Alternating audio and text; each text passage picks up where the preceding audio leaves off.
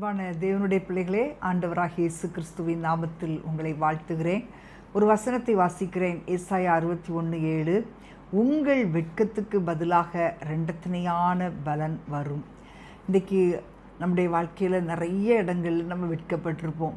நம்முடைய நண்பர்கள் மத்தியில் வெட்கப்பட்டிருப்போம், நம்முடைய உறவினர்கள் மத்தியில் வெட்கப்பட்டிருப்போம். நிறைய பேர் நம்மளை அவமானப்படுத்தும்படியான சில வார்த்தைகளை பேசியிருப்பாங்க.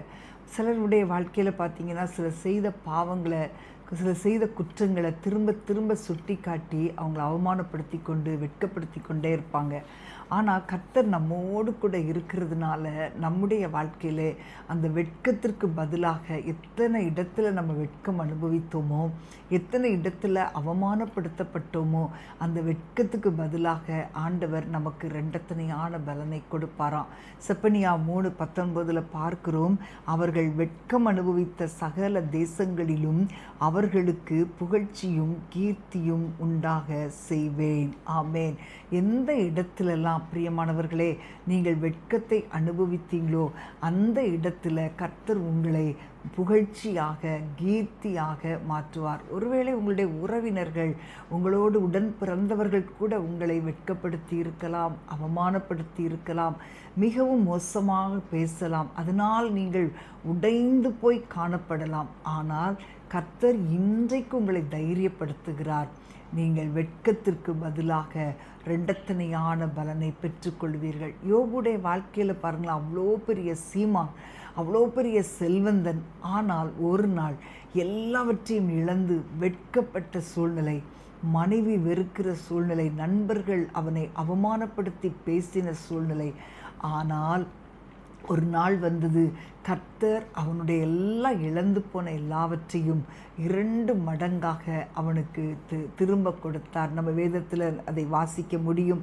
அவன் எல்லா காரியம் எதையெல்லாம் இழந்தானோ, எந்த இடத்தில் வெட்கப்பட்டானோ, அந்த நண்பர்கள் மத்தியிலே வெட்கப்பட்ட இடத்திலே கர்த்தர் அவனை தலை நிமிர்ந்து நிற்கச் செய்தார்.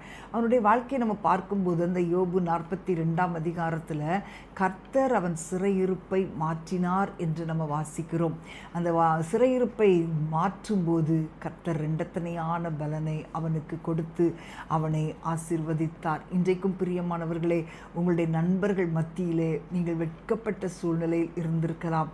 கவலைப்படாதுங்க, கர்த்தர் உங்கள் தலையை உயர பண்ணுவார். மற்றவங்க முன்னிலைமையிலே கர்த்தர் உங்களை ஆசீர்வதித்து இதுவரை நீங்கள் அனுபவித்த நன்மைகளை காட்டிலும் இனி வருகிற நாட்களிலே நிச்சயமாக ஆண்டவர் 2 மடங்கு ஆசீர்வாதங்களை உங்களுடைய வாழ்க்கையிலே கட்டளையிடுவார். அன்னால பாருங்களேன், பெனினாள் அவளை அப்படியே அவ்வளோ அவமானப்படுத்துகிறா, நிந்திக்கிறா, வெட்கப்படுத்துகிறா. இவளுக்கு பிள்ளை இல்லை அப்படிங்கிறதுனால அன்னாள் ஒவ்வொரு வருஷமும் தேவாலயத்துக்கு போகும்போது ரொம்ப அழுவாளாம். ஆனால் ஒரு நாள் ஆண்டவர் எழுந்து போய் ஆண்டவருடைய சன்னிதானத்தில் போய் அவள் மிகவும் மனம் கசந்து அழுது விண்ணப்பம் பண்ணி ஆண்டவரிடத்தில் தன்னுடைய இருதயத்தை தண்ணீரை போல ஊற்றி விட்ட பிறகு வசனம் சொல்லுகிறது, அப்புறம் அவள் துக்கமுகமாய் இருக்கவில்லை. அவளுடைய வெட்கத்திற்கு பதிலாக தேவன் மிகுந்த ஆசீர்வாதங்களை கொடுத்தார். ஒரு குமாரனை கேட்டால் தேவன் அவளுக்கு எக்ஸ்ட்ராவாக 5 பிள்ளைகளை கர்த்தர் கொடுத்து அவளை மகிழ்ந்திருக்க செய்தார். அன்பான தேவனுடைய பிள்ளைகளே, எந்த காரியத்தின் நிமித்தம் நீங்கள் வெட்கத்தை அனுபவிக்கிறீர்கள் என்று எனக்கு தெரியாது. ஒருவேளை உங்களுடைய வாழ்க்கையில் திருமணம் நடக்காததுனால மற்றவங்க உங்களை அவமானப்படுத்தலாம். ஒருவேளை வருடமாகியும் பிள்ளைகள் பிறக்காததுனால மற்றவங்க உங்களை அவமானமாய் பேசலாம். ஒருவேளை உங்களுடைய வாழ்க்கையில் உள்ள எல்லா செல்வங்களையும் இழந்ததுனால மற்றவங்க இனிமே அவ்வளோதான், இந்த வாழ்க்கை முடிஞ்சுது அப்படின்னு சொல்லி அவமானப்படுத்தலாம். ஆனால் எதற்கும் நீங்கள் கலங்காதிருங்கள். நிச்சயமாக ஆண்டவருடைய வாக்குத்தத்தம் சொல்லுகிறது, வெட்கத்துக்கு பதிலாக இரண்டத்தனையான பலனை தருவேன். ஆமேன். கர்த்தர் உங்கள் வாழ்க்கையை அப்படி ஆசீர்வதிக்க போகிறார். நீங்கள் நம்புங்க, ஆண்டவரை மட்டும் நம்புங்க, சூழ்நிலைகளை பார்க்காதுங்க.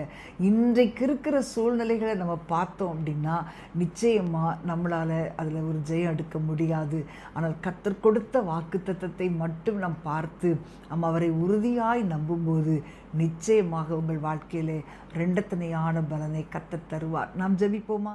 அன்பின் ஆண்டவரே, ஸ்தோத்திரிக்கிறோம் அப்பா. மற்றவங்களுடைய வார்த்தைகளின் நிமித்தமாய் காயப்பட்ட நிலைமையில் இருக்கிற உடைய பிள்ளைகளுக்காக ஜெபிக்கிறேன்.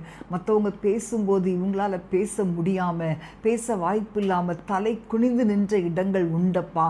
ஆண்டவரே, உடைய பிள்ளைகளுடைய வெட்கத்திற்கு பதிலாக நீர் இரண்டத்தனையான பலனை கொடுக்க தேவனப்பா.